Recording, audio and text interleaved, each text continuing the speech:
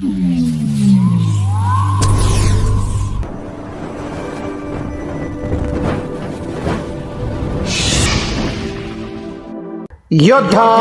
News Marathi.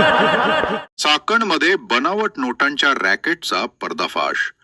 42,05,000च्या नोटांसह 2 आरोपींना बेड्या. चाकण, पुणे.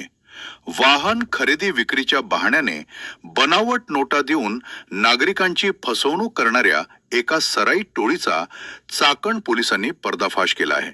या धडक कारवाईत पोलिसांनी तब्बल 42,50,000 रुपयांच्या बनावट नोटा जप्त केल्या असून 2 मुख्य आरोपींना अटक केली आहे. नेमकी घटना काय? मिळालेल्या माहितीनुसार बारामती येथील एका तक्रारदाराने आपली कार विक्रीसाठी काढली होती. आरोपींनी त्यांच्याशी मोबाईलद्वारे संपर्क साधला आणि कार खरेदी करण्याची इच्छा व्यक्त केली. दोन्ही बाजूंमध्ये या कारचा व्यवहार 60 लाख रुपयांना निश्चित झाला. व्यवहाराच्या वेळी आरोपींनी फिर्यादीला 3 लाख रुपये रोख दिले आणि गाडी घेऊन तेथून पसार झाले. वर खाली खऱ्या, मध्ये खोट्या नोटांची शक्कल. गाडी गेल्यानंतर फिर्यादीने आरोपींनी दिलेल्या नोटांच्या पुड्यांची तपासणी केली असता त्यांना मोठा धक्का बसला. आरोपींनी चलाखीने नोटांच्या बंडलमध्ये वर आणि खाली खऱ्या नोटा लावल्या होत्या, तर मधल्या सर्व नोटा बनावट असल्याचं उघड झाले.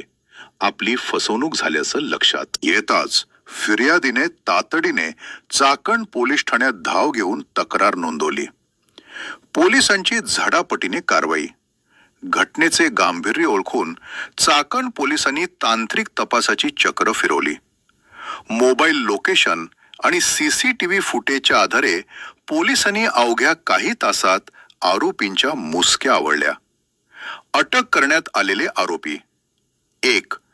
गणेश ज्ञानदेव ठाकरे. 2. समीर दिनकर महाल्ले. मोठा मुद्देमाल जप्त.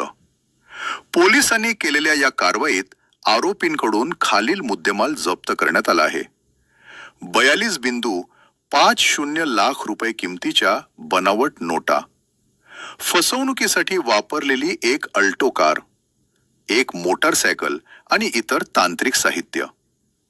पोलिसांचे आवाहन: वाहन किंवा मालमत्ता खरेदी विक्रीचे व्यवहार करताना रोख रक्कम स्वीकारल्यास ती व्यवस्थित तपासून घ्यावी. संशयास्पद वाटल्यास तातडीने पोलिसांशी संपर्क साधावा. या कारवाईमुळे चाकण आणि परिसरात मोठी खळबळ उडाली असून या रॅकेटमध्ये अजून कोणाचे हात गुंतले आहेत का याचा अधिक तपास पोलीस करत आहेत.